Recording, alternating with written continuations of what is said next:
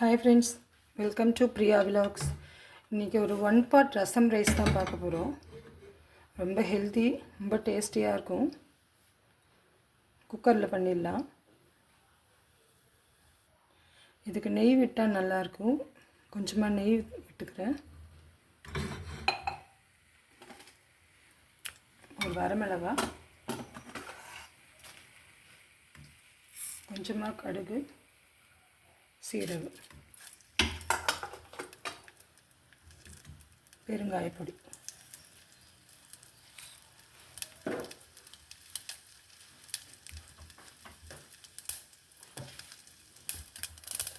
இந்த மாதிரி இடிக்கல்லில் 10 பல் பூண்டு, மிளகு, சீரகம் இடித்து வச்சுருக்கேன்.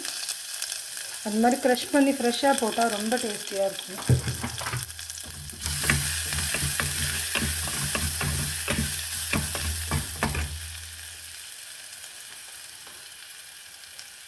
கொஞ்சம் கருவேப்பிலை ஆட் பண்ணிக்கலாம்.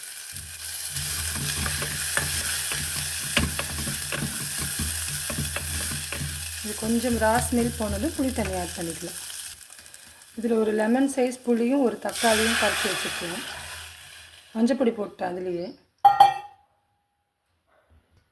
காரத்துக்கு தகுந்த அளவு கொஞ்சம் ரசப்பொடியும் ஆட் பண்ணிக்கலாம். 2 ஸ்பூன் ஆட் பண்ணியிருக்கேன். இது கண்டத்திப்பிள்ளி போட்ட ரசப்பொடி. இது பாடி பெயின் ரெடியூஸ் பண்ணும்.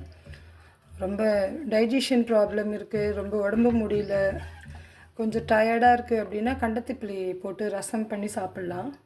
ரொம்ப ரொம்ப ஹெல்த்துக்கு நல்லது. இது ஒரு கொதி வந்ததும் நான் ஒரு சின்ன கப்பு ரைஸும் 2 ஸ்பூன் துவரம்பருப்பும் ஊற வச்சுருக்கேன். இதில் ஆட் பண்ணிக்கலாம். இது கொஞ்சம் நல்லா லூஸாக இருக்கணும். ஸோ நமக்கு வாட்டர் எவ்வளோ வேணுமோ நம்ம அந்த அளவுக்கு ஆட் பண்ணிக்கலாம். சப்போஸ் அது சூடு ஆறினத்துக்கு அப்புறம்னா கொஞ்சம் வெந்நீர் ஆட் பண்ணிக்கலாம். கொஞ்சம் கட்டியாக போச்சுன்னா இந்த ஸ்டேஜில் உப்பு ஆட் பண்ணிக்கிறேன். கொஞ்சமாக கல் உப்பு ஆட் பண்ணிக்கிறேன். நல்லா கொதிக்கட்டும். புளி தண்ணி நல்லா கொதிக்கிறது. இந்த ஸ்டேஜில் ரைஸும் பருப்பும் ஆட் பண்ணிக்கலாம்.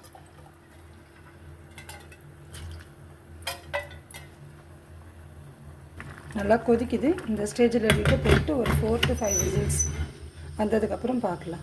குக்கர் ஓப்பன் பண்ணிவிட்டேன். ரசம் ரைஸ் ரெடி ஆகிடுச்சு. இந்த ஸ்டேஜில் கொஞ்சமாக கொத்தமல்லி, கொஞ்சமாக கருவேப்பிலை. ட்ரை பண்ணி பாருங்கள் ஃப்ரெண்ட்ஸ். ரொம்ப டேஸ்டியாக இருக்கும். குயிக்காக முடியும். 1 pot ரெசிபி தானே.